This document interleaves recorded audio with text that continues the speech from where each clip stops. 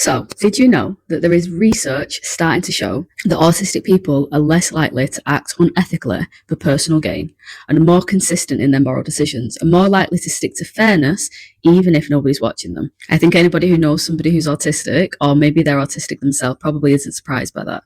But I think when people who aren't autistic hear that, it can actually be quite jarring, quite triggering, because it sounds like you should be more moral like us all of the time. And for us, it feels like, actually, that's a hell of a lot of pressure. I don't get to mess up and I have to get it right all of the time. But if you know me, you're going to know that I'm going to prove the study right, because I'm not just going to say the things that mean I get to seem like the bigger and better person of this. I'm going to give you the nuance of net cost and net benefits of both approaches. Hi, I'm Jade. I'm a private psychotherapist and I run Planet Pure, a place where I help autistic people begin to understand themselves rather than continue to blame themselves. What the research shows me is that fundamentally we are working from different operating systems. Again, that is just so vague for me. It needs to be really broken down. Because if you're autistic, your brain tracks certain things like patterns, consistency, cause and effect, and long-term outcomes. And because of that, your morals aren't something that you can almost switch on for certain situations. It is something that is running in the background all the time. It is forever checking things like, does this create a long-term cost? Does this break the system that I found works? And it will flag if it doesn't hold up or stay true and consistent over time. And you can't just unsee it because it would benefit you. So even if it costs you in the moment, you're going to lean towards the thing and the system that plays and holds true all the time. Whereas with other people, you might notice things like they can think like this, and they do think like this, but it tends to show up in different situations, like when they really love somebody, when they're in a role that requires them to think like that, and when they hold loyalty to something. And that doesn't automatically mean cruelty or harm necessarily, but it does mean that they prioritize those things in high regard.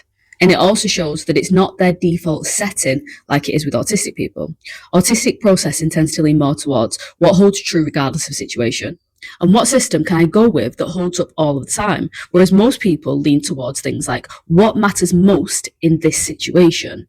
And if I'm being really balanced, both come with costs and pros. The cost to autistic people is because this system is running all of the time, you feel everything that doesn't add up and they turn into physical sensations. You will loop on injustice and unfairness, which seems like a nice thing to do at a distance, but when you've actually got to live with it, you can get stuck in cycles of looping in your mind for years and it costs you your mental health. You hold yourself to the same standard even when it would be easier not to. The cost to them is inconsistency can work in the moment, but it holds a greater long-term cost.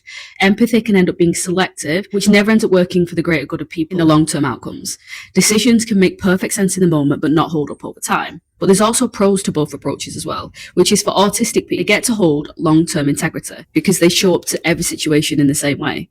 They have system-level thinking where they can track patterns and consequences, and fairness isn't selective, it is applied across all people.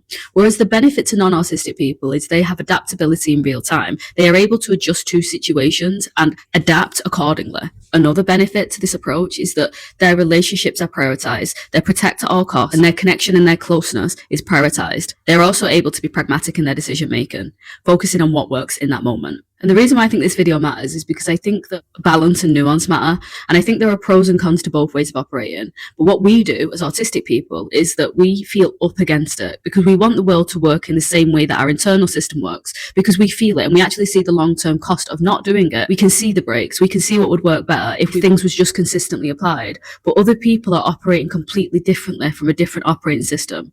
Flexibility can protect a relationship in the moment. It can also make people feel loved and prioritized, but inconsistency, which is also in that approach, has a cost over time. So this isn't me saying there's a right way and a wrong way. It's me saying, let's understand why people are running from different operating systems. Because when we understand the why, we're more likely to be out of resistance with it. As I always say, agreement doesn't mean the same as acceptance. You can accept something to be true once you know the why of something and not necessarily be in agreement with it. But I think that it really highlights why the friction between those two worlds and those two systems continues to happen.